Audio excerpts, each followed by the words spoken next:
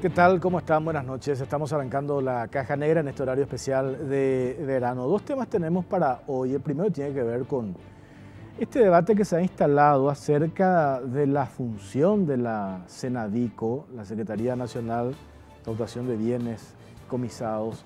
¿Qué es lo que se plantea? Por pedido del presidente de la República, eso nos contaba el otro día cuando hablábamos en Radio 1, la ministra Karina Gómez, el presidente solicitó que se cree, que se elabore una especie de protocolo para agilizar todo lo que tiene que ver con los procesos de Senadico. En esa mesa tienen que sentarse representantes de Senadico, de la Secretaría Nacional Antidrogas, Ministerio del Interior y otras instituciones. Lo que hemos visto, por ejemplo, en el caso más sonado y que se ha mediatizado con los bienes del supuesto narcotraficante Reinaldo Javier Cucho Cabaña, sus vehículos, el caso del Chevrolet Camaro, Lamborghini, que se va a utilizar ese Lamborghini ahora en San Bernardino, el Camaro en Encarnación, ploteado de la Senat y ya a disposición de esa institución. Esto generó la reacción de la ciudadanía, porque todos nos preguntamos por qué un vehículo de alta gama al servicio de la Senat. Y ahí se plantea, por ejemplo, dónde está la presunción de inocencia. Karina Gómez nos decía, en realidad no va a realizar ningún trabajo operativo estos vehículos, más bien un trabajo de marketing, de concientización acerca del perjuicio que genera el consumo de drogas que va a hacer la Senat. Y lo otro que ahora está en el debate, este establecimiento de Cucho, la Quinta Nápoles, que en realidad desde la Senadico no quieren dar detalles, no quieren dar mayores informaciones, cuando que en realidad estamos hablando de una institución pública que está obligada a contar cómo actúa y cómo procede. También hay cuestionamientos a ese proceder, y hay abogados que califican de que la ley de la Senadico incluso tiene algunas cuestiones que se pueden considerar hasta inconstitucionales. Y de eso vamos a hablar en el primer bloque con los abogados Leticia Bóveda, Rodrigo Galeano, quienes ya están con nosotros. Y el segundo tema, una situación que tiene que ver con el tema social y que es una preocupación. ¿Cuándo la salud pública va a ser una prioridad? La semana pasada, en Presidente Hayes, un centro de salud, la noticia era que cae parte del techo del área de parto, y también situaciones que se dieron en dos hospitales en el departamento de Misiones, falta de terapia intensiva. 2 menores fallecieron porque no fueron asistidos de manera inmediata. Lo que pasa, por ejemplo, en el Hospital Nacional de Itagua, en el Hospital del Cáncer, insisten con el tema de la falta de insumos. Hay pacientes que tienen que hacerse tratamientos importantes para seguir con el tema del cáncer que tienen, quimio, y no hay insumos. ¿Qué es lo que pasa hoy en el área de salud? Profesionales médicos van a estar con nosotros para hablar sobre este tema. Pero para contextualizar, el primer punto que vamos a tocar esta noche, que tiene que ver con la ley de Senadico, entre paréntesis, nosotros le invitamos para debatir sobre este tema a la ministra de la Senadico, la doctora Karina Gómez. Ella nos dijo que no podía, tenía un viaje, entonces recurrimos al segundo de ella, de nombre Javier Rojas, tampoco pudo. Recurrimos al asesor jurídico de esta institución, Iván Lobo, en principio dijo que sí, que iba a participar de este programa para debatir y para entender el alcance de esto, que es una novedad de cómo funciona la Senadico, y tampoco quisieron participar en este debate que vamos a tener esta noche en la Caja Negra. Contextualizando este tema, preparamos este informe.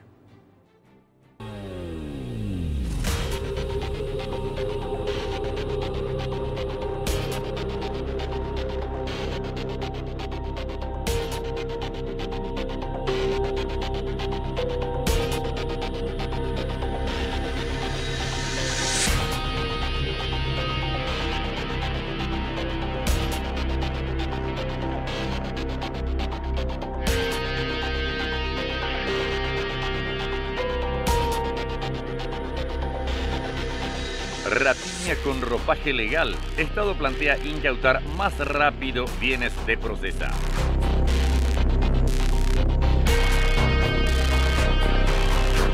Con el cuento de que se pretende beneficiar a la ciudadanía con el comiso de bienes de procesados sin condena, se apura la elaboración de un protocolo interinstitucional con el que se tendrá la legalización de los procedimientos. El gobierno está en plena tarea de elaboración de un protocolo que establecerá un mecanismo más expeditivo para que los bienes incautados y comisados del crimen organizado pasen a manos del Estado. Estará listo para finales de febrero, anuncian. A criterio de la Procuraduría General del Estado, desde donde se elaboran los términos del mecanismo, lo que se busca es un método de facilitación para que los bienes pasen a manos del Estado y que sean puestos en beneficio de la ciudadanía. Por orden del propio presidente Mario Abdo Benítez, este protocolo está siendo diseñado en colaboración con varias instituciones, entre ellas Cenavico, CEPRELAD, Corte Suprema de Justicia, Procuraduría y Ministerio Público. Se pretende conseguir una reglamentación, no así una ley propiamente, que permita al Estado la incautación rápida de bienes provenientes del crimen organizado. Aseguran que por cuestiones burocráticas se inscriben bienes a nombre del Estado paraguayo y para rematarlos se tarda aproximadamente 5 meses, por lo que se busca agilizar ese trámite.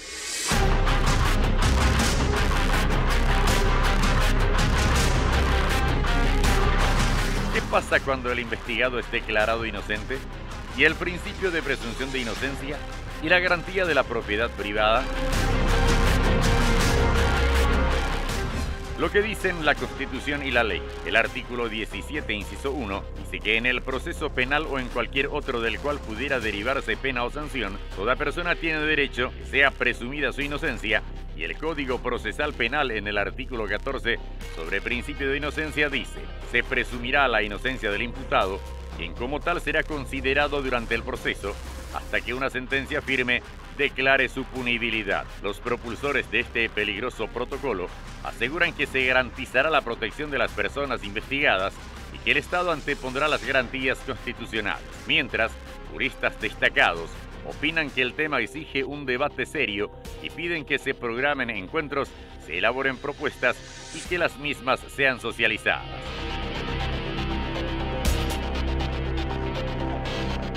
Actualmente existen cerca de 500 inmuebles, además de automóviles de alta gama, que fueron transferidos a favor del Estado. La Cenavico ha procedido incluso a la entrega de vehículos para el uso de instituciones del Estado y ordenó la conversión de una lujosa propiedad en un balneario para uso recreativo, sin brindar detalles de la operación. La defensa de los procesados afectados por estas medidas ya han anunciado la presentación de una acción de inconstitucionalidad que salvaguarde el principio de presunción de inocencia.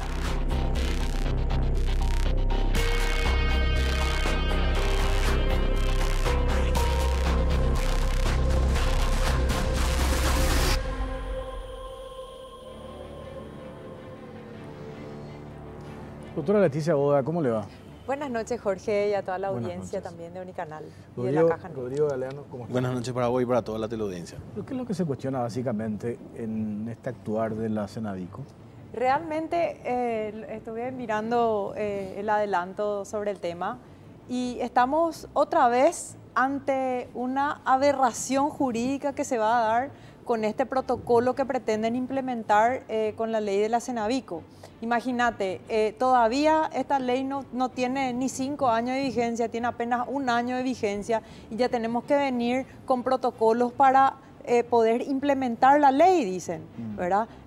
Acá es aún más preocupante la situación porque acá estamos ante una cuasi confiscación de los bienes de las personas que están siendo procesadas, porque aquí solamente basta una denuncia como para que la Cenavico tenga intervención dentro del proceso penal.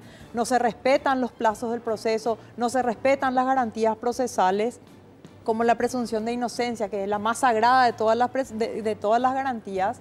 Esto es un atropello realmente, es una preocupación y como siempre estamos acostumbrados a crear nomás leyes, a aprobar nomás leyes enlatadas y empaquetadas y no a analizar las cuestiones realmente importantes, lo que realmente importa, ¿verdad?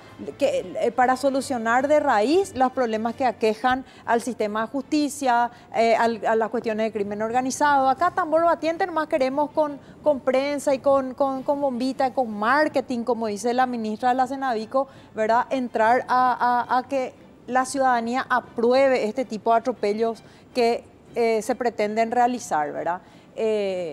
Todo lo que la Cenavico hace es un secreto. Nada, la ciudadanía no puede saber. ¿Por qué? Porque se amparan en un supuesto deber de confidencialidad que no está establecido en la ley, está establecido en el decreto reglamentario de esa ley, ¿verdad? Y el decreto de ninguna manera está por encima de lo que establece la ley. Además, bueno, por cuestiones de secreto o de prudencia quizás haya que guardar cierta información, ¿verdad? Pero de repente a los propietarios de las cosas que la administración, que la Cenavico administra, no tiene por qué negarle información, ¿verdad? Sobre pretexto de ninguna confidencialidad, ¿verdad? Yo entiendo, doctor Galeano, el espíritu de la ley 5.876/2017 que crea la Cenavico. Porque hemos tenido casos, experiencias de cuando se confiscaban bienes, narcotraficantes, avionetas, vehículos, se echaban a perder. Entonces, ¿cuál es el espíritu? Que eso no suceda. Entonces, que el Estado actúe en su condición de administrador. Pero de administrador. Y ahí todos estamos de acuerdo. Sí, por supuesto. Hoy, ¿qué es lo que se cuestiona? Que todavía no se tenga una sentencia y que la Cenavico ya disponga que antes de custodiar o de cuidar los bienes... mantenimiento, hacer mantenimiento, ya claro. esté haciendo un uso y abuso de esos bienes. Claro, pero vayamos al caso concreto del famoso auto de Cucho, que fue lo que más se objetó últimamente. Se le pone ya el logo de la Senat. ¿Cuánto dinero ya se gastó para hacer esa modificación en el vehículo? Cuando la ministra recibe críticas, ¿qué ella hace? Da el absurdo pretexto de que supuestamente era una campaña de marketing para que en febrero, al terminar la feria judicial, ella pueda solicitar la venta. Entonces tenemos, si seguimos esa información, de acuerdo a lo que ella dijo, por 20 días se gastaron millones para ponerle a un auto el logo de la Senat, para después en febrero ponerlo a la venta y tener que volver a pintarlo para devolverlo a su estado original para poder venderlo. ¿Cuánto cuesta eso en dinero? Entonces, ella... de manera totalmente desmedida, realiza un gasto de esa naturaleza.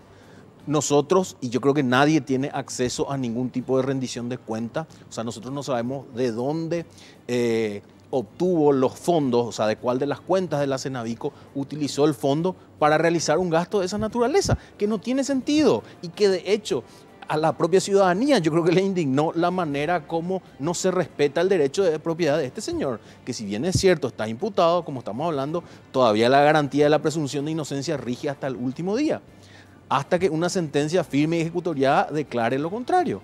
Y además de esto, vos tenés que en la propia ley de la Cenavico está directamente interesada en el resultado del proceso, porque el 75% del producto de la venta de los bienes a la larga va a pasar a ser propiedad de la Cenavico. Entonces vos tenés que el órgano que se encarga de aplicar una ley inconstitucional es el órgano interesado en el resultado del proceso.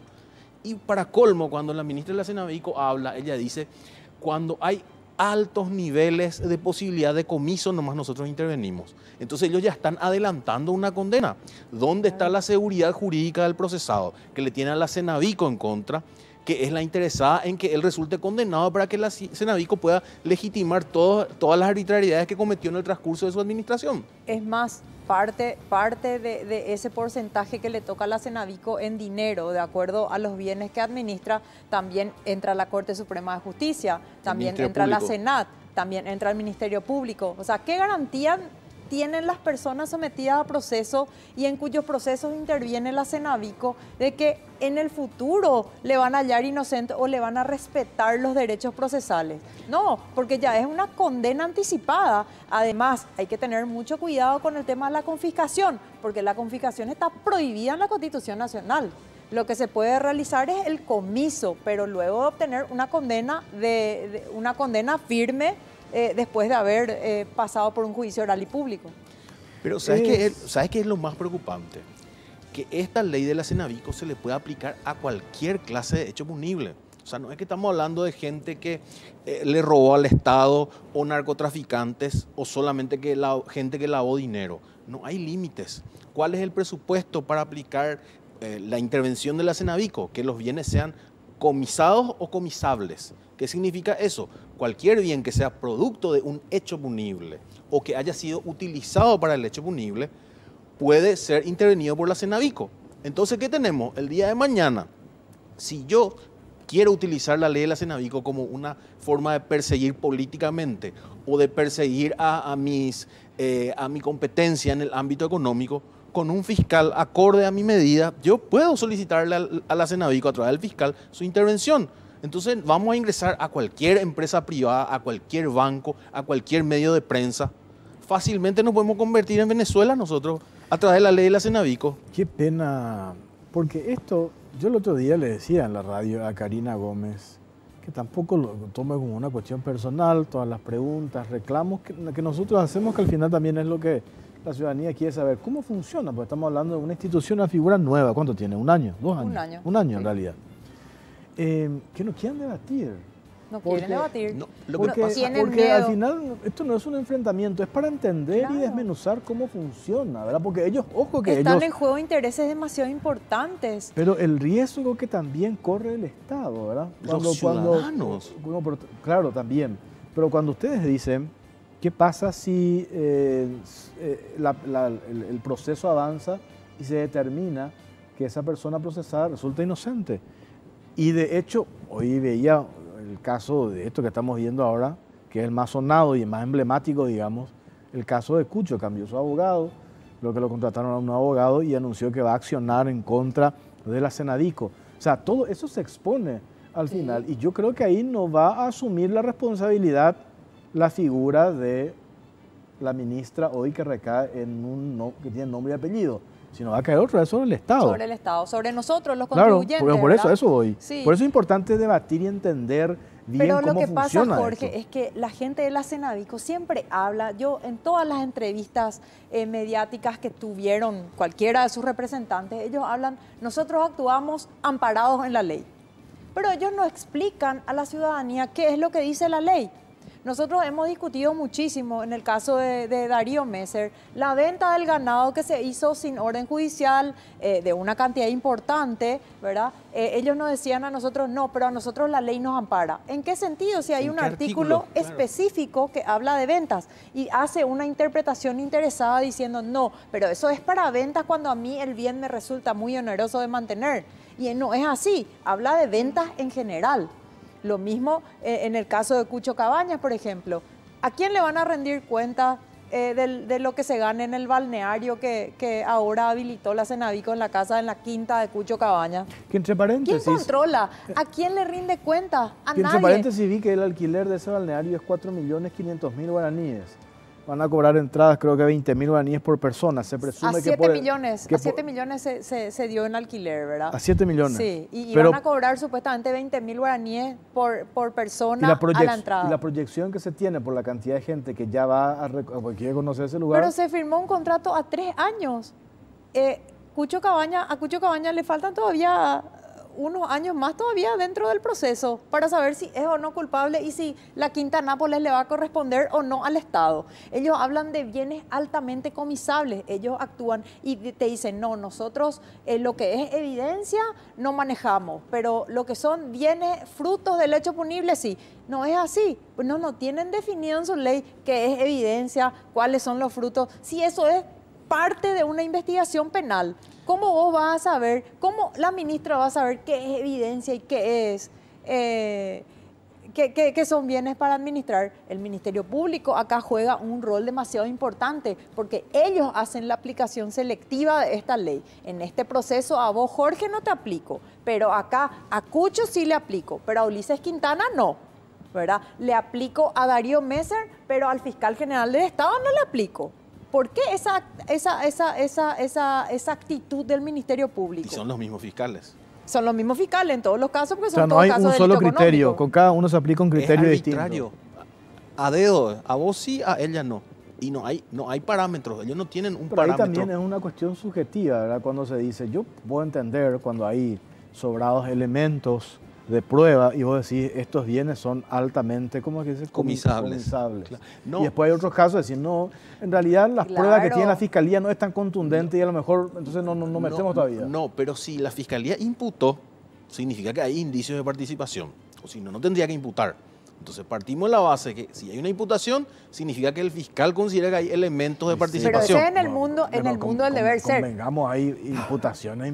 No, No. y bueno, Ministerio Público. pero ahí pues está el garrote que puede utilizarse con la ley. Entonces yo, fiscal, de manera arbitraria, te imputo a vos porque yo digo que tengo pruebas y le doy ya intervención a la Cenavico. Y la Cenavico interviene en tus bienes, administra tus bienes, y mientras vos estás Claro. procesado 3, 4, 5 años, y en 4 o 5 años, ¿qué vas a encontrar de tus No, bienes? Hay un caso reciente de un ex director titular de ente, ¿qué pasó? Edgar Acosta, una fiscal le imputa por lesión de confianza por un periodo determinado, después se corroboró que él no era en ese momento el presidente de Lo esa que pasa es que el institución, Ministerio ¿verdad? Público ¿Y quién le pues, devuelve sostiene- después? Pues aquello que ustedes los abogados repiten y que los fiscales también, de que la imputación no genera agravio. No, es una locura. nosotros sí, Acá la sí estamos de imputación acuerdo. es condena, pero de acá a la luna, ¿verdad? Claro, la imputación, esa es la historia que te vende el Ministerio Público, pues. La imputación no causa agravio. Pero ¿qué genera una imputación? Ante la sociedad vos ya sos culpable, ya tenés una condena social. Ahora, ¿cómo nosotros esperamos que en ese proceso exista imparcialidad si todo el día te están dando en la prensa que vos estás imputado? Te genera el tema de la imposición de medidas alternativas, o sea, se restringe tu libertad en ese sentido, estás sometido a un proceso y en O muchos todos casos los jueces se te inhiben. o en muchos casos te vas preso, en muchos casos te vas preso, ¿verdad? Tenemos, ya que no pudo estar nadie de la Cenavico aquí en... No quieren estar nomás, No Jorge, les porque conviene. tienen miedo. No les Ellos No, ni siquiera manejan su propia ley. Pero ¿por qué miedo? ¿Por qué pueden tener No, miedo? a ellos no les conviene debatir, porque en primer lugar su ley es absolutamente inconstitucional, y en segundo lugar porque ellos aplican de manera antojadiza y arbitraria la ley. ¿Cómo es Entonces que sí, esto no se discutió cuando se estaba aprobando? Esto ¿Y se por aprobó qué en Porque Paraguay se nosotros en aprueba? Paraguay estamos acostumbrados a aprobar cualquier cosa. Te meten nomás ya la ley, después nosotros justo cuando se aplica nos enteramos de que había sido el Congreso aprobó esta ley, ¿verdad? Acá se necesita un Congreso, ¿verdad? Un poder legislativo que realmente estudie las leyes, que no nos aprueben leyes enlatadas. Ahora mismo en el Congreso hay un enlatado de leyes, ¿verdad? Que supuestamente se tienen que aplicar para no entrar a la lista negra de la Gafilat. Así como se tiene que resolver el caso Messer sí o sí, Con y una condena, lista, dicen pero encima. no otro tipo de casos, por ejemplo, un mega lavado que está ahí parado, que la fiscal general del Estado finge demencia y dice que no sabe, donde hay supuestos indicios hasta de financiamiento del terrorismo. Y ese caso no figura en la lista negra, por ejemplo. Donde está ¿verdad? el número 2 del Ejecutivo, entre paréntesis. Y su ese caso, nombre. por ejemplo, no está entre los casos en que hay que resolverse. Acá la ley es para todos. Se tiene que aplicar en igualdad de condiciones. No a vos nomás porque vos sos mi enemigo político y al otro no porque es mi amigo. Leía la semana pasada la historia de la justicia selectiva. y hay una justicia Ay, pero totalmente. eso se nota realmente. Sí. Acá nosotros tenemos el caso de Friedman, tenemos el caso de Cuevas, el caso de la presidenta de Petropar, Patricia Zamudio, el caso de Lugo, el tema del año pasado, cuando él hizo un abuso de atribuciones a no dejarle jurar a senadores electos, etcétera, etcétera. Claro que hay una justicia, yo creo, selectiva, y el actuar, y eso ya lo hablamos incluso, le preguntamos a Karina Gómez cuál es el criterio que ellos desde la Cenavico tienen, en qué momento actúa la Cenavico, en qué momento participa. Y ustedes escucharon la respuesta, depende de cada fiscal. Y depende de cada fiscal. eso Entonces está quiere decir, establecido pero en la ¿cómo? ley. Pero quiere decir que depende del humor de cada fiscal. Claro. Y generalmente de René Fernández, porque René Fernández es el que más casos relacionados con lavado de dinero imputó. Entonces él decide, a este sí, al otro no, a este sí, al otro no. ¿Cuántos A este casos le imputo maneja? con pericia, a este le imputo sin pericia. A este le imputo solamente con publicaciones periodísticas, al otro no. Este cajoneo, este más o menos. Claro, a Entonces, este le imputo por esta- ¿qué es lo que le mueve, por ejemplo, a René Fernández a actuar de esa manera? Sin un criterio uniforme. Y por, Yo el otro día reclamaba, la semana pasada, el proceder del Ministerio Público. Se habla así de la autonomía de los fiscales. ¿verdad? supuestamente. Claro, pero por esa autonomía convengamos que tenemos que incentivar a que exista, Sí, que no se vea presionado, claro. pero tiene que haber un sentido, ¿cómo es que se dice? No digo una jurisprudencia, calvo, la jurisprudencia no vale para nada. Un día la Corte puede decir una cosa, Sí. al día siguiente puede decir otra cosa. Sí. Así Pero es. desde la Fiscalía tiene que haber un proceder común, ¿verdad? No puede actuar en una manera, de una manera selectiva. En un caso actúa... Pero lo hacen, pero no, lo yo no, hacen. claro que lo hacen, pero eso... Y reciben las imputaciones hechas. Ellos firman nomás. René Fernández te firma sin leer. Yo Y te ahora- aseguro que la imputación de Darío Messer él firmó sin leer. Y es una transcripción literal del informe de la Seprelat. Literal es la transcripción. Entonces él recibe, seguramente en pendrive, imprime, firma, presenta. Él no sabe ni lo que presentó. A mí me cuesta creer de Te- René Fernández. Es así. Él en 24 horas ¿Y por qué, por escribió ejemplo, en el 44 caso páginas. del fiscal general del Estado no pidió la intervención de la Cenavico? Si hay estancias, y hay animales, hay bienes que ¿Quién administrar. administra las estancias de Díaz Verón, por Y ejemplo? Díaz de Verón. Díaz Verón. Y de González ¿Y Dar. por el caso Messer, el cliente de ustedes? Administrar a Cenavico. ¿Y por qué se actúa de una manera con Messer y de otra manera con Y Díaz hay que Verón? preguntarle a René Fernández cuál es el criterio en cada caso, ¿verdad? O para no darle tanto trabajo a la Cenavico, porque tiene 25 funcionarios, entonces 2 casos nomás ellos pueden manejar. Total, la inmensidad de los demás casos no necesitan la intervención de la Cenavico porque... Andá a saber por qué. Vamos a escuchar lo que la semana pasada nos decía, hablamos en Radio 1 con Karina Gómez, ministra de la Cenavico. A ver. La burocracia excesiva en los procesos judiciales es lo que realmente entorpece todo y hace que sean eternos esos procesos y que realmente nadie salga beneficiado con eso. Ni el imputado, porque tiene que estar sujeto a toda esa normativa durante un montón de tiempo, ni tampoco el Paraguay, porque tenemos gente que debería ser condenada y no lo está y están sujetos a chicanas jurídicas, y evidentemente la ciudadanía, ahora que ya está la ley de la Cenavico, porque los bienes están ahí, cuesta mantener y hay que darle también una salida para eso. Entonces es agilizar nomás los mecanismos según lo que ya está establecido. Lo que es lo que nos está faltando. Hay demasiada carencia dentro del Estado paraguayo para poder cumplir sus objetivos. Nuestro presupuesto ya nos da más. Entonces de repente, y tenemos cada vez más depósitos llenos de cosas o cada vez más incautaciones desde armas, autos, casas, y cosas que tienen muchísimo valor económico, que de repente llega un momento que se pudren, ¿verdad? Porque esa es la realidad. Entonces dijimos, bueno, ¿qué es lo que podemos hacer entre todos para agilizar ese proceso? Y entonces dijimos, bueno, yo como Cenavico tengo este inconveniente. Bueno, la Fiscalía necesita esto. Entonces, bueno, elaboremos un mecanismo para ver dónde tenemos que ajustar un poquitito el proceso en sí, ¿verdad? Sin vulnerar absolutamente ninguna etapa, ni ningún pedido, ni mucho menos ninguna garantía constitucional, ¿verdad? Y convengamos que las garantías son para los imputados. Nosotros al hablar de bienes, el bien no es ni culpable ni inocente, el bien es lícito o ilícito. Entonces lo interesante es ahondar en esa parte de investigación patrimonial. En teoría explica muy bien la ministra. No explican nada bien. No explican nada bien porque acá tenemos un proceso penal que respetar. Hay recursos que la defensa puede plantear y que no son de ninguna manera chicana, como le llaman ellos. A sus intereses son chicanas, porque ¿qué pasa? Vamos a caer acá en el absurdo de, bueno, vamos a condenarle nomás, ya te denuncian, ya te imputan, que se vaya nomás ya al infierno. Esto ya es una condena, chao, el Estado ¿qué se tiene que apropia ver de la tus cosas. Cenavico con el proceso penal? Bueno, pero aténdeme, acá hay, en las manifestaciones de la ministra, uno puede inferir que ella no tiene ni idea de la función que cumple.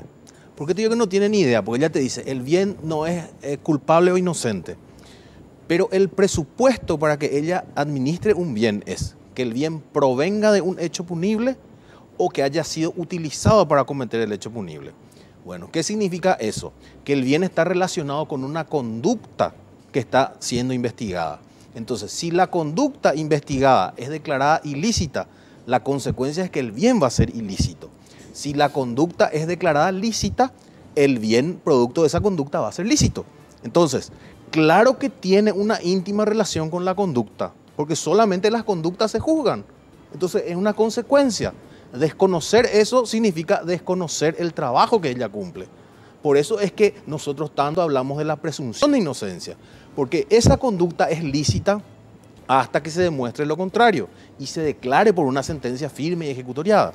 Claro, pues ahí entramos en esa contradicción, o sea, no una contradicción. Pero la Cenavico pero es una figura que... Sí, pero ¿qué hacemos mientras tanto? Dura el proceso, se demuestra si es culpable o inocente, el proceso puede durar 3 años, pero mientras tanto, ¿qué pasa con esos Y días? que administre, pero que no realice actos de disposición, que no venda sin autorización judicial, que realice rendición de cuentas, que la administración judicial, porque la ley se remite al Código Procesal Civil. ¿Qué significa eso? Que es el juez el que tiene que establecer la administración judicial y establecer las reglas. Está claramente establecido en la ley. La ley de la Cenavico, solamente que ella hace una interpretación antojadiza de su ley. Ella se autodesigna. ¿Verdad? Entonces ella dice, no, nosotros nos regimos por las normas del derecho privado, pero las normas del derecho privado son las que establecen cuáles son las reglas de la administración. Uno, el juez es el que te tiene que designar a vos como administradora. Y darte los parámetros. Establece las facultades que va a tener la Cenavico con respecto a la administración de este bien y de este bien. Esos son los límites que te pone la ley. ¿Para qué? Porque, ¿qué pasa? La Cenavico en realidad es una ley medio innecesaria luego. ¿Por qué? Porque nosotros tenemos dentro del proceso penal, el juez penal de garantías puede aplicar dentro del proceso medidas cautelares de carácter civil. Bloquear cuentas, embargar bienes, congelar activos, muchas cosas puede hacer el juez penal de garantías. Capaz que había que optimizar esas figuras y darle nuevas figuras, pero no la Cenavico, no lo que hace la Cenavico. Capaz que la ley está bien, ¿verdad? Pero la manera en que la aplica la ministra es la que está mal. Porque ella no cumple con su propia ley. Pero hay una cuestión, yo digo, de procedimiento. Yo no sé si por eso este protocolo que van a elaborar, no sé si va a ser la solución. Pero pongo el ejemplo que ella dijo y repito, porque ahí cuando ella me explica eso, yo digo, pucha, tiene lógica. Cuando recae en poder de la Cenavico la administración de un bien cuya actividad natural, por ejemplo, y pone como ejemplo ella una estación de servicio, no le va a estar pidiendo un dictamen o al juez las veces que tenga que vender un litro de combustible. Pero lastimosamente, si es la actividad natural de la empresa. El artículo 23 establece que las ventas solamente se pueden hacer con autorización judicial. Jorge, pero entonces en la práctica, ¿cómo? Pero y lastimosamente está mal. Está mal la ley, pero es lo que rige. Pero el juez, ¿qué puede hacer? Es una estación de servicio que expende combustible. Le da permiso para vender durante todo el 2019 combustible a esa estación de servicio. Claro, con cargo de rendir cuenta. O sea, acá hay que buscar las maneras. Lo mismo con el tema de la venta de los animales. Claro, ella tenía que haber, en el caso de Messer, ahí quebró el negocio natural de la empresa. Ella hizo ventas sin permiso del juez que no tienen nada que ver con el giro comercial de esa empresa de Darío Messer, ¿verdad? Pero ella busca nomás la manera de justificar su mal actuar o la mala aplicación de esa ley. Ella no quiere cumplir pues con lo que dice la ley porque ella se encapricha y dice, no, yo estoy amparada en la ley. Pero ¿en qué parte de la ley te amparás? A ver, ¿en qué artículo? No, y en la ley. Y el secreto de confidencialidad, yo no le puedo dar a los terceros informes. A la ciudadanía le tiene que rendir cuentas. Sí, eso es categórico. Pero ¿quién rinde cuentas? Ella ¿a quién le rinde cuenta? Hasta hoy no sabemos a quién le rinde cuenta. ¿Qué hace con el dinero? Como dice Rodrigo, ¿de dónde saca el dinero con el que hizo el ploteado del Camaro? ¿A quién le rindió cuenta? No, Jorge, nosotros tenemos información donde tenemos conocimiento de cómo hacen las cosas. Hola, fulano, sí, vos haces tasaciones, sí hago. Ah, bueno, vení pues hacer tasaciones. No, pero no tenés que tener permiso. No, no importa, vení, nomás me ha sido poco dinero, es lo que te tengo que pagar. O sea, así como una despensa se maneja la Cenavico, no como una institución seria que maneja bienes y que está interviniendo nada más y nada menos que en procesos penales donde está en juego la inocencia o culpabilidad de las personas sometidas a proceso. No, es una cosa de menor importancia, Jorge. Hay que darle la importancia. ¿Por qué? Porque el presidente de la República que está sentado hoy en el Palacio de los López, dentro de 5 años puede caer en un proceso penal y también va a venir a reclamar garantías. O sea, hay que tener cuidado. Tengo que hacer una pausa. A la vuelta seguimos hablando sobre este tema. Ya venimos.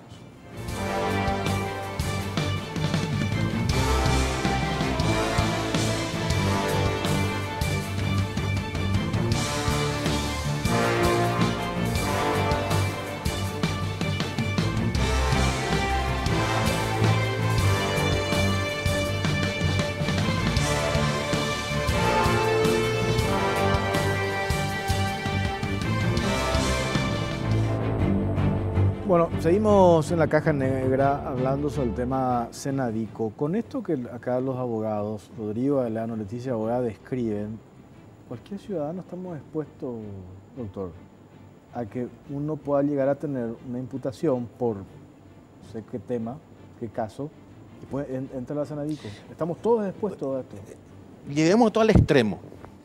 Yo te denuncio a vos, no sé, una estafa con cheques, Sí. por decirte. Te imputan a vos con cheques. El lavado de dinero no exige una condena previa para que haya lavado de dinero. Entonces, yo, fiscal, digo que el dinero proveniente de esos cheques vos estás lavando a través de tu empresa, Jorge Torres S.A.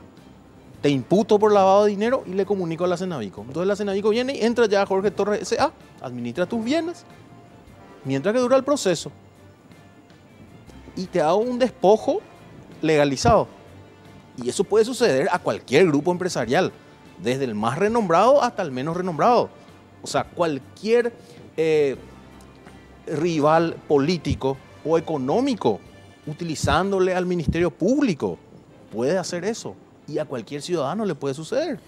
Y es muy peligroso yo decía que el otro dependa- día, insistir en debatir, entender cómo funciona esto. Ni siquiera personalizar en la figura de la ministra Karina Gómez, porque esto es insisto y repito, que es una institución nueva que queremos entender cómo funciona, pero hay dudas. Y vaya que tenemos razones para dudar, porque tenemos experiencias no muy favorables. Las sindicaturas de quiebra, cómo han trabajado, ¿verdad? Yo no conozco un ex síndico de quiebras pobres, ¿verdad? Todos están hipermillonarios, ¿verdad? Podemos entrar a desmenuzar, y etcétera, etcétera, pero no viene al tema. Entonces, hay razones, digo yo, Sí. para dudar de cómo funciona esto. Es un botín apetecible Es- para los políticos. Y por, Sin ninguna duda. sobre todas las cosas, porque se hace sin control judicial. Porque si vos, hasta en una sucesión, donde finalmente los herederos van a ser declarados como tales, vos necesitas autorización judicial para vender los bienes de la masa sucesoria que es tuya.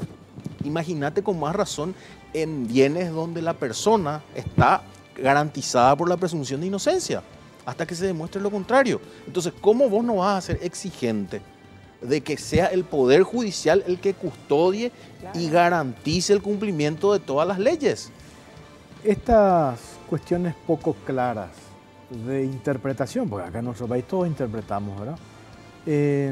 Se subsana con este protocolo que se plantea ahora elaborar. Por se le va- supuesto que no. No, Ese no. protocolo lo que va a hacer es legalizar la confiscación que está prohibida por la Constitución Nacional. Ese protocolo va a querer subsanar lo que la ley supuestamente no dice o no hace, y mecanismos que el Ministerio del Interior, que la Senat. No, acá no hay que embarrar más la cancha con aberraciones como ese protocolo, ¿verdad? Acá lo que hay que hacer es estudiar bien los proyectos de leyes antes de aprobarlos, hacer una mesa para estudiar la ley que se va a aprobar, hacer ya las modificaciones y las adecuaciones a nuestro ordenamiento jurídico penal y constitucional. Pero ya está la ley, que ya está. Pero y Que- se que- aprobó que- esa ley en el marco para no entrar en la lista negra de la Gafilat. Otra vez, todos los años vamos a entrar en la misma cosa y vamos a llenarnos de leyes estériles, aberraciones jurídicas, porque esta ley de la Senavico va en contra de todo el ordenamiento jurídico, penal y constitucional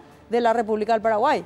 Pero además que con esto se actúa a espaldas del Poder Judicial. Y finalmente el Poder Judicial es el que tiene que tomar los actos, o sea, tiene que resolver las cuestiones atinentes a los derechos de las personas.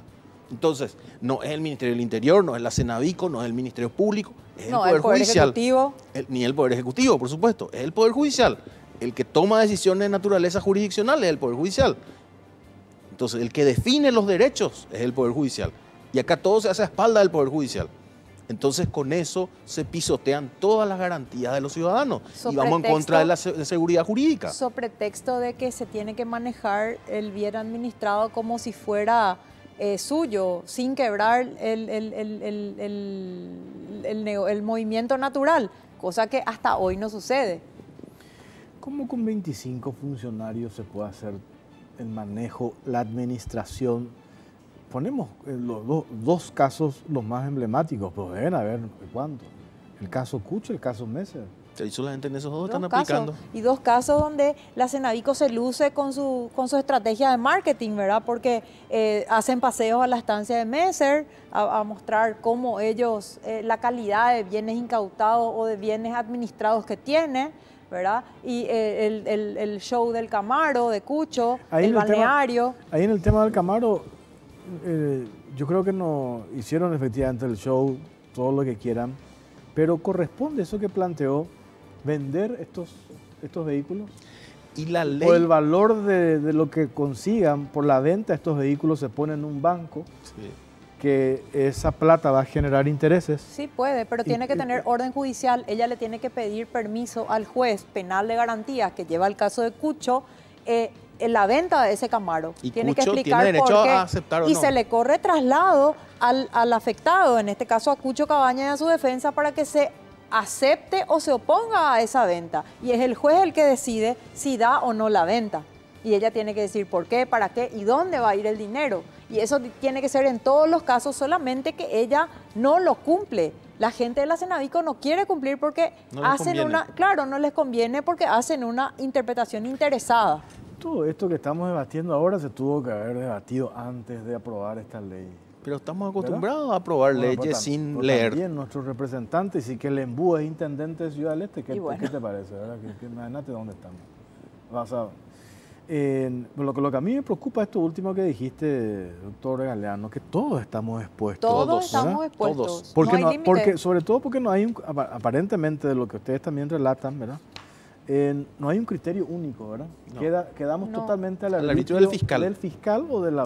Mucha Por eso- gente, por eso mucha no, gente ¿verdad? se confunde y cree que esta ley de la Cenavico es solamente para los casos de narcotráfico y de los casos donde están procesadas las personas por lavado de dinero proveniente del narcotráfico, pero Messer está procesado por lavado de dinero y no tiene nada que ver con el narcotráfico y la Cenavico está interviniendo, ¿verdad? Y en la propia ley no se establecen cuáles son los casos en los que va a intervenir. No hay límite. Entonces puede estar en el caso de estafa contra Pepito Pérez como en el de Rodrigo Aleano o Cucho Cabaña. ¿Entendés? Ustedes van a accionar contra la Cenavico, ustedes digo en su condición de abogados de Messer. Estamos en eso. Nosotros tenemos una instrucción de ejercer demandas en contra de la Cenavico. Estamos analizando todas las cuestiones.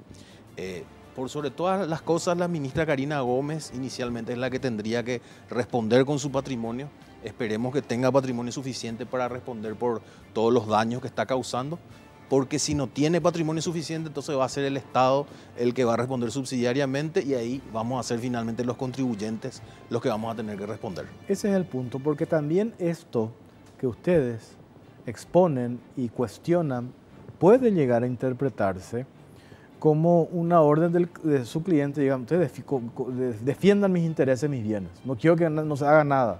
Puede interpretarse eso, que está en realidad, por el trabajo que hacen ustedes, de abogados defensores de caso Messer, no quieren en absoluto que se toquen los bienes, ni la estancia, ni los animales, y lo mismo con el abogado de Cucho, no quiero que me protejan mi Camaro, mi Lamborghini, mi Hacienda Nápoles, lo que sea.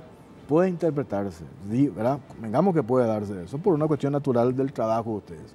Pero en el fondo, me parece que esto que dice Galeano, si esto se hace mal, al finalmente el Estado va a asumir las El consecuencias. Estado va a asumir. Y al Nosotros, los final eso se contribuyentes. traduce, no es el Estado un ente así abstracto. Al final somos todos los ciudadanos con nuestros impuestos que se pueden destinar, por ejemplo, para lo que vamos a tocar en el siguiente tema, mejorar todo el sistema de salud con todas las precariedades que hoy existen. Sí, puede ocurrir eso, ¿verdad? Si se dan estas desprolijidades. ¿Qué de productivo, por ejemplo, tiene un balneario en la Quinta Nápoles de Cucho? ¿Dónde está la productividad? Esa ley de la Cenavico está destinada a... Claro, pero, Tiene fines pero doctora, convengamos que ahí se plantea, creo yo, para que eso no se eche a perder, se mantenga, Pero es un inmueble. se vos- cuida ese vos bien realizando- para en beneficio a través del que está procesado. Pero o sea, vos yo digo, estás- ese en teoría es el espíritu de esta ley, ¿verdad? en teoría, Lo que yo ¿verdad? cuestiono Pero ahí es que no se haga de manera transparente, que se cuenta quién se la alquiló, por cuánto en detalle, etcétera, etcétera. Claro, Esa es la pero, parte- pero ¿qué pasa? Eso es un inmueble. Vos realizando los actos propios de conservación de un inmueble va a estar ahí siempre. No se va a perder. El inmueble no tiene pata y va a correr. Claro, ¿verdad? pero se deteriora cuando eso Y por deja eso de- digo, actos propios de conservación de los inmuebles, ¿verdad? O sea, está bien que ella haga un negocio para Cucho, pero ¿se le va a ir a Cucho ese beneficio si le hallan inocente? ¿O a los bolsillos de quién se va a ir a parar? Bueno, no tengo más tiempo. Gracias, doctor, por... Gracias. Doctora Leticia Boada, muy amable. Gracias a ustedes. A la vuelta de la pausa hablamos con dos médicos. ¿Para cuándo la salud pública va a ser una prioridad? Los casos que hemos escuchado en estos días de falta de terapia intensiva, falta de insumo. Hace una semana nomás el techo de un centro de salud que se vino abajo. Todos estos problemas lo analizamos a la vuelta de la pausa con dos médicos. Ya venimos.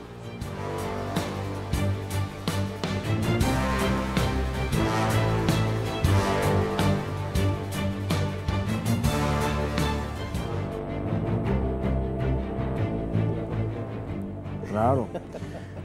Bueno, seguimos en este segundo bloque en la Caja Negra. Están con nosotros dos profesionales médicos, el doctor César Zorrilla, del sindicato del Hospital de Itagua, y también el doctor Jesús Irarrázaval del mismo hospital. ¿Cuándo la salud pública va a ser prioridad? Nosotros preparamos un informe en relación a este tema y ya venimos.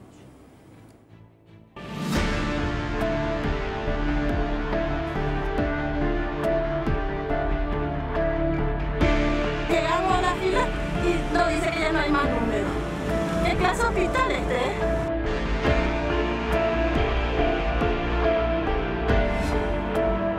¿Para cuándo la salud pública como una prioridad?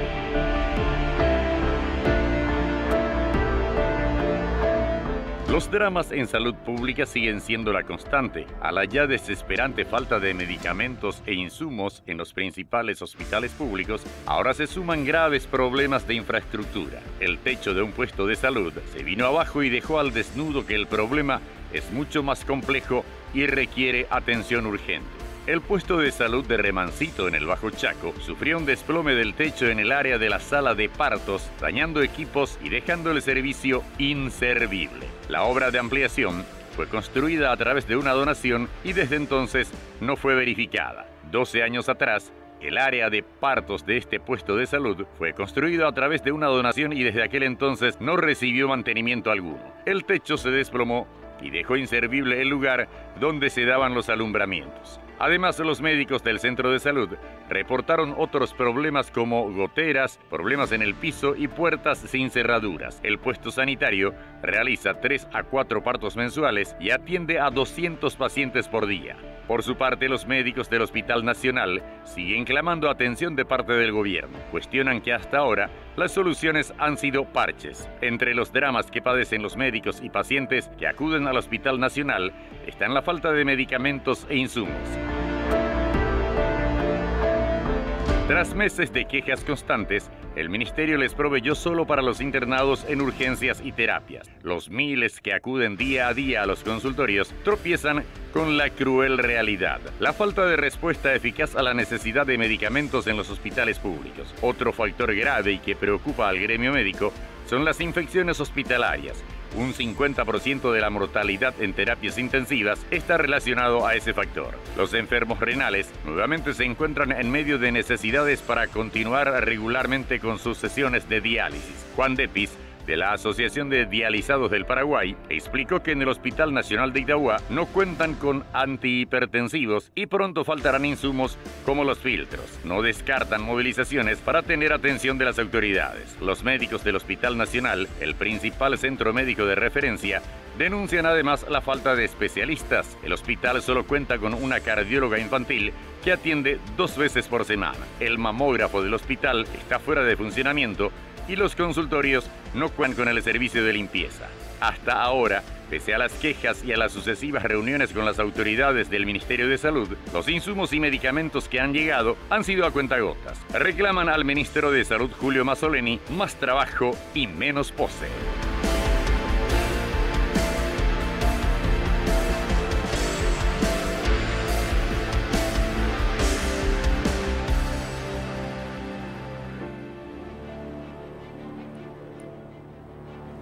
Doctor Jesús Irarrázaval, ¿cómo le va? Buenas noches. Muy buenas noches, Jorge Torres. Muchas gracias por la invitación. Un saludo especial a todo el equipo de salud que está trabajando En estos momentos. Turno noche. Sí. Están trabajando. Doctor César Zorrilla, ¿cómo está? Muy buenas noches, Jorge, y un placer estar acá para ver si algo podemos hacer esta situación que realmente es acuciante para todos nosotros y también para nuestros pacientes. ¿Qué veíamos? Ya pasó esta semana, más de una semana, 2 semanas, el techo. Imagínate, eso pasaba con las escuelas, no estoy justificando, ¿verdad? Pero ahora pasa con los hospitales. Yo hablé con la directora, me acuerdo en Radio 1, me decía en realidad esa es una parte que se hizo a través de una donación y la última vez que se le hizo mantenimiento fue hace 12 años. O sea, aparte de la cuestión de infraestructura, el otro día pasé por el hospital materno infantil que está en San Pablo. El primer pabellón, el segundo, la parte de atrás relativamente nuevo, el primero, deplorable. Sí. Si en infraestructura estamos haciendo, me quiero imaginar adentro lo que tiene que ver con el tema de infección hospitalaria, el tema de insumo. Y aparte me decía el otro día un amigo médico que estamos atrasados 40 años en Paraguay. Esa es la realidad, doctor. Bueno, antes que nada, el resumen es bastante sintético. Si bien es bastante complejo, hay que decir que es tratable. Todos los problemas de salud pública son tratables. Lo que se exige es un correcto reconocimiento de la realidad sanitaria y ante esa realidad una correcta planificación, porque eso es lo que nosotros esperamos de la gente que ha sido elegida, que tengan la capacidad para entender que política no es más hacer solamente el bien común, política es tener un proyecto y apuntar a solucionar problemas, en este caso, la salud. Nosotros tenemos hace tiempo con el doctor Zorrilla esta tendencia a denunciar cómo está nuestro hospital, en general cómo está el sistema de salud. Nos provocan a tomar actitudes temerarias. Al no contar con los elementos suficientes para poder tratar al paciente, tomamos actitudes temerarias. Cortamos un frasco de suero usado, se limpia con alcohol y se convierte en aerocámara en el servicio para poder atender a los pacientes. Esas son actitudes temerarias. O sea, se hace una apología de la miseria. Esa es la manera de resolver un problema sanitario. Pues no, nosotros entendemos que no. Por eso hemos empujado una serie de reuniones, una serie de denuncias, hemos dado la cara, porque nos corresponde. Nos corresponde porque somos los prestadores de servicios inmediatos, somos los que damos la cara del Ministerio de Salud ante la inmediata necesidad de los pacientes. Hemos leído, estamos atentos a toda la serie de situaciones. Miren, salud no puede funcionar desintegrada de los demás problemas del país. Cómo obtener recursos como le corresponde a Hacienda, cómo resolver problemas de llegar o accesibilidad a los puestos de salud que le corresponde a MOPC, igualmente educación que le corresponde trabajar con nosotros en medidas preventivas altamente eficaces, sobre todo a nivel de adolescencia, un problema emergente hace décadas, y sin embargo lo que vemos es que totalmente desintegrado. Ahora, doctor, esto que dice el doctor Irrazábal, me parece que tenemos que partir de acá, el reconocimiento de que se tiene este problema. Yo me acuerdo hace ya, no sé, estuvimos en un debate acá con el doctor, con el viceministro, el doctor Julio Rolón, y había una serie de compromisos allí. ¿Se llegó a por lo menos a avanzar en algo o quedó simplemente en meras pretensiones y no hay, como dice el doctor Irrazábal, un reconocimiento de que se tiene un problema en todo lo que tiene que ver en salud? Yo les puedo explicar de 20.000 maneras, así como intentó el doctor Julio Rolón, pero lo que se ve es lo que la gente siente cada vez que acude a nuestros servicios, ¿verdad? Y nosotros a la vez también sufrimos con eso, ¿verdad? No hace falta, yo no sé, hace falta que yo explique otra vez todo lo que pasa, ¿verdad? La gente que realmente necesita se va al hospital y ¿qué encuentra, verdad? Recién veíamos ahí en el resumen, ¿verdad? La gente dice no hay médicos, no hay especialistas, en esta época también de vacaciones, ¿verdad? Pero aparte de eso, hay muchas cosas que no se hicieron, cosas sencillas que se debían también haber hecho. El tema de medicamentos es una cuestión muy sensible porque tiene que ver con el bolsillo. Sí. Por eso seguramente es lo que más se habla, ¿verdad? Sin embargo, también tenemos un montón de problemas, ¿verdad? Hablamos de lo estructural, del mantenimiento, de equipamiento, de que funcione, de que haya especialistas, de que se formen especialistas pensando en el futuro. Justo recién estábamos hablando con el doctor Irrazábal, Nosotros hemos perdido, por ejemplo, muchísimos especialistas y es un hospital supuestamente de cuarto nivel donde tenemos que ver problemas complejos y tenemos que ir formando. Eso también es una cuestión de lo que hablaba él de planificación. El Hospital Nacional, yo me acuerdo cuando estuvo el doctor Mayans, una de las preocupaciones de él era, ya hace unos años, era por ejemplo el cableado eléctrico del Hospital Nacional, que ya estaba llegando a un tiempo de utilidad y que eso podría generar en algún momento un cortocircuito. Imagínense un incendio, y ya hemos tenido incendio en el Hospital Nacional. Me acuerdo que hace unos 2 o 3 años atrás fue el laboratorio que se había quemado. Yo creo que algo de eso tenía que ver, ¿verdad? Entonces, se imagina, ¿verdad? Y ahora sigue con algo que parecía hasta estúpido, ¿verdad? Porque ¿cómo podemos entender un hospital sucio, ¿verdad? Eso pues ya es lo más bajo que uno como hospital puede caer, porque si nosotros estamos diciendo que para evitar las infecciones hospitalarias 50% se soluciona con el simple lavado de manos, pero el hospital está sucio, entonces ¿de qué estamos hablando, verdad? Sobre eso, doctor, recuerdo, ¿cómo se llamaba el que estaba como superintendente de salud? El doctor Rodas. Jorge Rodas. Y menciono porque él me dijo para hacer una investigación sobre el tema de tratamiento de residuos, basura patológica. Sí, Él le costó el cargo denunciar lo que pasó en Barrio Obrero y lo que pasó en el Instituto de Previsión Social. Le costó el cargo. Él lo que hizo fue su trabajo. Sacó un diagnóstico y dijo, urgencia no puede funcionar de esta manera. Es inhumano. Pero lo que él cuenta del hospital de Barrio Obrero, dice que él llegó a encontrar ratas. En el hospital, ratas. Esas ratas van otra vez, salen del hospital, las ratas metidas ahí en medio de la basura patológica con toda la contaminación, la infección, y van por las cañerías a las viviendas, repartiendo todo tipo de virus. Ahora que estamos con el tema del antivirus, a propósito que usted mencionó ese caso, ahí tenés concreto un ejemplo puntual que lo dice un profesional médico que le costó el cargo por haber denunciado, por haber hecho su trabajo, acá nomás, en el Hospital Barrio Obrero. Te cuento que en el Hospital Nacional no estamos exentos de las ratas, de las cucarachas y hasta palomas. Hubo un tiempo en que de repente nosotros encontramos palomas ahí en consultorio y varias veces se quedaban atrapadas porque entraban entre el cielo raso, ¿verdad? Y se había contratado una empresa, creo que tenía una de esas aves de casa, ¿verdad? No sé cómo se llama. Pero ahí el Hospital Nacional no tiene una planta de tratamiento... También, de basura. Sí, basura patológica, sí. En realidad nosotros tuvimos nuestras particularidades con respecto a la denuncia del superintendente. Se esperan otras estrategias de la superintendencia, no la simple denuncia, sino la coparticipación dentro de una ordenada planificación de solución de problemas. Porque para denuncias estamos incluso nosotros. Ahora, no vamos a negar una cosa demasiado importante. Salud no escapa a lo que significa Proyecto País. No escapa. Tener un país que solamente es agroexportador, que no enfatiza en que las personas puedan trabajar y cobrar bien por lo que hacen y de ese modo lograr acceder a una salud excelentemente gratuita, no solamente en dichos, sino excelentemente gratuita, que no le permita empobrecer cada vez que gasta su salario en salud. Estamos delante de un proyecto sensato, pero nosotros no tenemos eso. Acá no hay un proyecto sensato del país que queremos, donde esté involucrada la decisión sobre la salud que queremos resolver.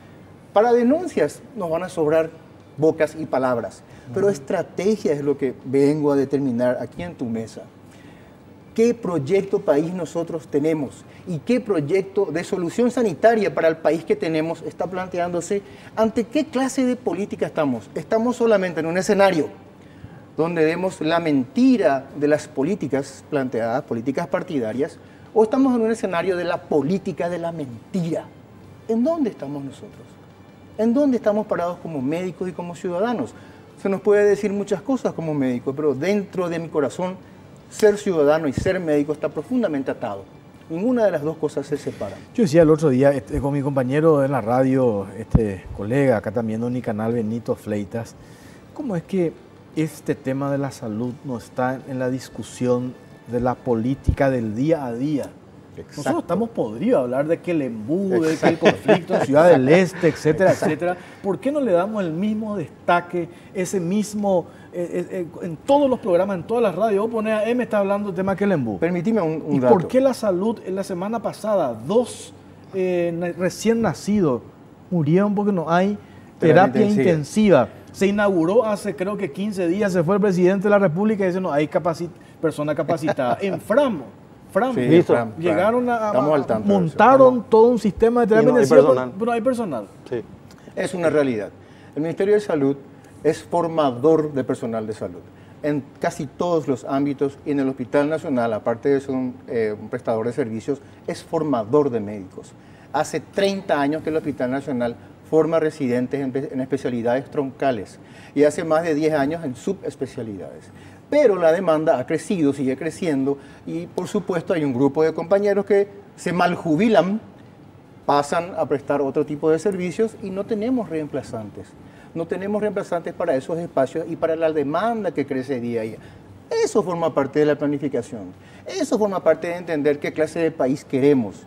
Eso forma parte de entender la responsabilidad de que han sido votados y que deben responder a sus promesas. Miren que somos plenamente conscientes. El doctor Zorrilla y yo entendimos muy bien, porque nos increparon en algún momento de por qué ya no salíamos a las calles, que si era el gobierno anterior ya lo hubiésemos hecho. Nosotros entendimos perfectamente que este presupuesto es el presupuesto del gobierno anterior y que los problemas que hemos padecido con el señor Horacio Cartes se están prolongando ahora hasta febrero, y probablemente con el presupuesto asesino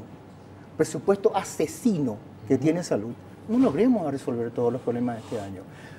Un solo dato: el Hospital Reducto, el Hospital Infantil Niños de Acostañú de San Lorenzo, un hospital emblemático que se ganó su lugar dentro del sistema de salud, pero a puro pulmón, la gente muy, muy trabajadora.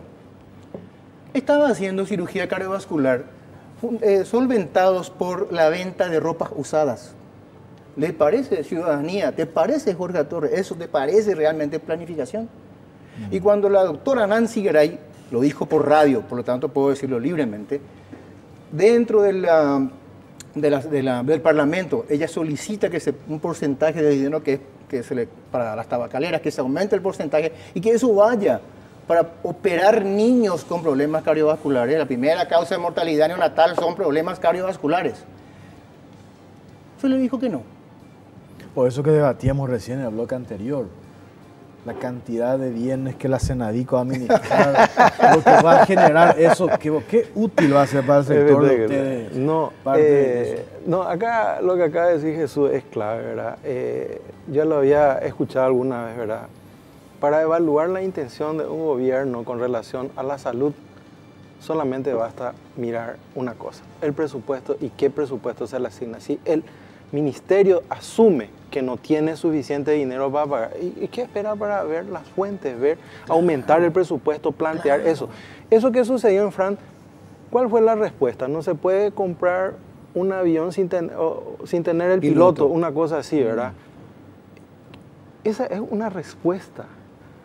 La respuesta hubiera sido: vamos a ver la forma, dónde está lo que acaba de decir el doctor Irrazábal. El Hospital Nacional forma ese personal altamente calificado. Nosotros varias veces nos hemos reunido, no solamente con esta administración, con las anteriores, donde hemos hablado de eso, ¿verdad? De que necesitamos formar gente, y no es que se forma de un día a otro ese personal altamente calificado. Son 2 años de formación como mínimo de terapia intensiva de niños, terapia intensiva de adultos, si va a ser la parte de adultos, y también la parte de neonatología, ¿verdad? Que acabas de mencionar. Lo que pasa es que se inauguran rimbombantemente alguna sala o lo que sea, pero no tiene todo. Eso lo hacen también, y eso hay que decirlo claro, es una cuestión política más que una cuestión técnica, ¿verdad? No se quiere solucionar. En Ciudad del Este antes de ayer. Sí. Sacaron equipos del hospital del IPS para llevar al regional. Sí. Y supuestamente eso forma parte de un plan, pero como si el otro no es privado, porque la gente dice IPS es público, IPS es privado, y el otro, o sea, no tenía sentido. Eso en realidad era para maquillar, porque iba a estar el presidente de la República el fin de semana por allí. Aún así, discúlpame que te interrumpa. Existe un sistema nacional de salud. La IPS conforma parte del sistema, el sector privado conforma parte del sistema, pero el sistema del servicio público es el que atiende la mayor demanda dentro del sistema. Y existen convenios entre IPS, entre algunos sectores privados y entre el sector público. Nosotros hemos tenido pacientes que han ido a IPS a solucionar sus conflictos y dentro del Hospital Nacional tenemos internados ahora mismo y dentro del Hospital Barrio Obrero ahora mismo pacientes que son de IPS porque son ciudadanos y porque el sistema público, lo ratifico como lo ha hecho siempre el compañero Zorrilla, el sistema público ciudadanos, Jorge Torres, es para todos y para todos debe ser la respuesta bien estratégica, bien planificada y solvente, con recursos. No se puede hablar de salud sin dinero y sin un plan estratégico donde estén integrados. Con Zorrilla muchas veces, embriagados, abotagados de desesperanza, discutíamos qué es lo que hace el gabinete cuando se reúne. Porque no puede ser que un gabinete del Poder Ejecutivo, donde están todos los ministros, no puede ser que Salud no diga, este es el problema, y no puede ser que Hacienda, MOPC, Educación, no compartan el problema, integradamente le den una respuesta. ¿Qué hace el gabinete entonces? ¿Dónde se reúnen? ¿Quién toma entonces las decisiones? ¿Por qué no es que no vemos un plan? Para la realidad nosotros le pasamos números a borbotones. Un plan estratégico y que solucionen, que comiencen por parcelas del hospital, o por parcelas del Hospital Barrio Obrero que se cae a pedazos. Ojalá tengan imágenes más coherentes. El Hospital Barrio Obrero se cae a pedazos, a pedazos. Y no, cada vez que llueve se inunda. No les solicitamos que arreglen todo el hospital. Que comiencen por una esquinita y que vayan creciendo lenta y paulatinamente. Pero no ocurre. ¿Usted se dio en cuenta de eso que estaba mencionando recién? Todos los días hablamos quién va a ser candidato a intendente, quién va a ser candidato a presidente de la Junta de Gobierno, el que sesiona al Parlamento, que desafuero, que también forma parte de nuestra realidad. Pero yo a veces tomo como termómetro las personas las que nos llaman a la radio. La gente te llama a la radio, te dice, me fui a buscar remedio en IPS, no encontré, pedí turno, no me dieron, me fui hasta el hospital. O el caso que ayer se viralizó, porque hoy a través de redes sociales funciona muy bien, una señora que está haciendo tratamiento de quimio, que tiene un medicamento determinado, le dicen, este medicamento no tenés, ¿qué va a hacer? Pues eso no es no tenés una gripe que podés cambiar de analgésico. Es una droga determinada, puntual, que no podés hacer un experimento porque significa la vida o la muerte. Te da la respuesta. Se van al sector público. Se van a los hospitales públicos. Los pacientes de IPS que no consiguen sus drogas ahí, se van a pedir a los hospitales públicos. Y los hospitales públicos no pueden decirle no porque es un ciudadano de la República y tiene acceso y tiene derecho a ser atendido y a recibir lo poco que también tenemos. Así de simple es. Hoy, doctor Zorrilla, el problema pasa principalmente por el presupuesto, recursos, el problema es plata. No solamente plata, son varias acciones que necesita y por sobre todo quien administra también, ¿verdad? Porque nosotros vemos que se le pone a gente en puestos claves y realmente no están respondiendo y no lo están haciendo bien. Hoy justamente he hablado con un colega y me decía, yo no sé si le están haciendo la cama al ministro, ¿verdad? Porque hasta eso estaban diciendo, no estoy en ese ambiente, ¿verdad? Pero algo está pasando evidentemente que hace que lo que vos estás diciendo, que estemos todos anestesiados, ¿verdad? Porque la gente de por sí, no solamente la que necesita, la que tiene que ir urgente al hospital, se da cuenta de todo lo que uno pasa, ¿verdad? Realmente tenemos mucha suerte también, porque en otras épocas, en estos meses así, solemos tener bastante dengue y todo eso, ¿verdad? Por lo menos veamos también, entre comillas, lo positivo, ¿verdad? Evidentemente no llegamos a eso, algo habrá, no sé si este calor también hace que se evapore todo el agua y que no haya criadero, por ejemplo, ¿verdad? Una cosa así, ¿verdad? Pero seguramente por eso, ¿verdad? Que no estamos viendo que realmente haya una protesta masiva de parte de la propia ciudadanía. Y también nosotros, en la parte médica también es cierto, nosotros asumimos también nuestro compromiso, tratamos de hablar con los colegas, ver qué podemos hacer, ¿verdad? Nos solemos reunir bastante a menudo y es difícil, ¿verdad? Es muy difícil. La gente está desesperanzada, ya vivió varias situaciones y este tema presupuestario realmente es importante porque es una señal, pues. Y en base a eso también ver que la gente elegir a las mejores personas para que ocupen los cargos que tengan que tomar decisiones importantes, ¿verdad? Y lastimosamente esa parte no estamos viendo. Tengo que hacer una pausa, doctor. A la vuelta seguimos hablando sobre este tema. Ya venimos.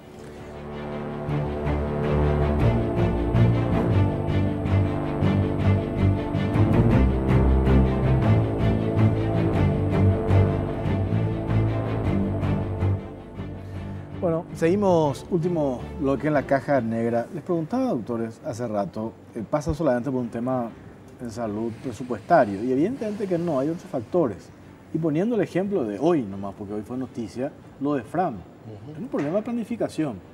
O sea, se tuvo la plata, creo que por generosidad, no sé quién, ayuda de la comunidad, se logró instalar el sistema de terapia intensiva, pero había sido, no hay profesionales, ¿verdad? Ahí pasa solamente un problema de recursos. Planificación. De planificación.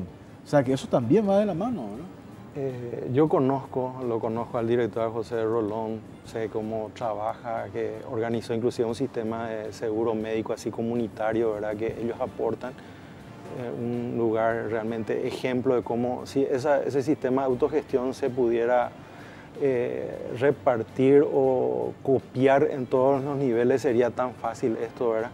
Pero ahí chocamos con eso que hablamos. Y este tema de falta de recursos humanos, nosotros ya lo habíamos dicho hace varios años. Antonio Barrio yo le había dicho, ¿verdad? Me acuerdo que, ¿se acordarán ustedes cuando comenzaban a mandar los residentes de pediatría o para hacer los internados por el interior, ¿verdad? Y entonces terminaban los internados rurales de 3 años. Y terminaba pediatría, que eran 3 años, pero y decía, cuando eso ya el ministro Barrio decía, pero es mejor ese médico antes que uno no. Pero nosotros le decíamos, ¿sabes qué? ¿Cuál es mejor? ¿Un médico con 3 años de formación o con 5? Con 5 es mejor, porque ahí está ya el súper especialista, ¿verdad? Que te va a resolver esos problemas más complejos, ¿verdad? Aparte de los otros problemas comunes, ¿verdad? Y eso mandás al interior, te va a solucionar mucho más cosas. ¿Se das cuenta? Y eso lo podemos volver a hacer. O sea, eso, por ejemplo, no necesitas presupuesto adicional. Está ahí. Algunos detalles nos faltaba con el tema de, ¿cómo se llama esto? Que la función pública, creo que por el tema de jefe de residente, una serie de cosas que también faltaba reglamentar un poquito para volver a tener eso y volver a formar los profesionales, mira, porque o si no, estamos trabajando todo y se inaugura esto y no dura mucho tiempo porque no sabe mantener, no hay mantenimiento, no hay personal, el personal también se enferma. Porque vos tenés justito el personal, tenés 9 médicos necesitas para cubrir toda la semana, se te enferma uno, que por ahí alguna doctora justo está con un embarazo después de su permiso de maternidad y ¿quién cubre ese lugar? Entonces no es solamente 9, eso yo estaba mirando, creo que decía 9, no es 9, necesitas más. Claro. Ahí ya te das cuenta de que realmente el cálculo está mal hecho. Claro. Voy a dar otro ejemplo, ¿verdad? Como siempre insisto, para realidades sanitarias y para números tenemos a borbotones. Actualmente en pediatría, en nefrología pediátrica, son 16 niños que se están hemodializando. 16 niños dependen de esa máquina. Como el equipo de nefrología trabaja atendiendo a los pacientes, todos los nefrológicos, incluso los que están hemodializados, ellos perfectamente pueden perfilar de los pacientes que tienen cuál se está perfilando para entrar en hemodiálisis dentro de un mes, por los laboratorios, por el perfil clínico, por lo que ellos saben muy bien. 8 nuevos probablemente ingresen este mes. Y no hay máquinas. 8 nuevos. Y si forzamos más, yo sé que el equipo puede meter 2 pacientes más. ¿Dónde se van a ir el resto? ¿Dónde van a ir los 6? A pasar por el vía crucis, que significa ser un paciente nefrológico en Paraguay. Esa es nuestra realidad.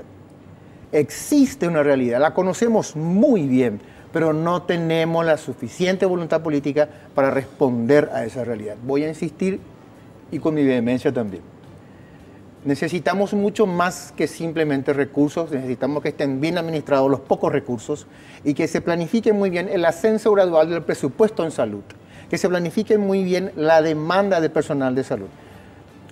Si hasta ahora los servicios públicos han aguantado, pese a todo lo que se ve en las imágenes, si hasta ahora hemos aguantado, es gracias a las enfermeras, es gracias a los médicos, a los bioquímicos, radiólogos, técnicos que están poniendo el hombro.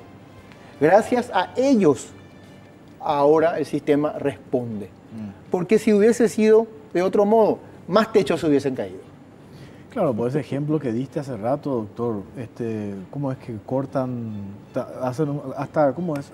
Transforman ustedes las herramientas que tienen para después utilizarlo de otra manera? Sí, es así. Porque bueno, pueden no atender, ¿verdad? Son conductas temerarias. No, o sea, conductas temerarias. Absolutamente. O sea, si yo le paso un germen intrahospitalario a través de ese suero lavado y se hace una neumonía, responsable soy yo. Conductas temerarias conducen a negligencias médicas. Por lo tanto, no estamos expuestos todos. El sistema es vulnerable, está expuesto a eso. No solamente los médicos, las enfermeras, todos estamos expuestos. Y por lo que decía de mantenimiento del Hospital Nacional, el Hospital Nacional ha recibido muchas donaciones con respecto al mantenimiento en pinturas, en algunos equipos. El Papa donó un equipo. Bueno, ningún sistema de salud coherente con su realidad se puede sostener por donaciones. No se puede. No se puede. Eso es querer vestir a un santo desarropando a otro santo. Y nuestro sistema político se ha manejado de esa forma muchísimo tiempo y debe terminar. Qué triste, tenemos que cerrar, seguir hablando, por supuesto hay que insistir y así como todos los días estamos hablando del tema político, esto que tiene que ver con el día a día de la gente, tenemos que poner en el debate y dejar de que esto sea un tema recurrente, la misma historia. Yo estoy a veces, estoy llamado otra vez al doctor Zorrilla y no es el que él repite lo mismo siempre, es que no cambió absolutamente nada. Exacto. Y si bien, y yo lo dije el otro día y espero que no se enoje conmigo porque lo respeto como profesional, el doctor Mazzoleni es un excelente profesional. Excelente. Sí, sin ninguna duda. Nadie pone una duda. Ahora, le lleva tiempo entrar, porque una cosa muy distinta es estar en el sector privado y tener el conocimiento del sector público. ¿Me permitís? Sí.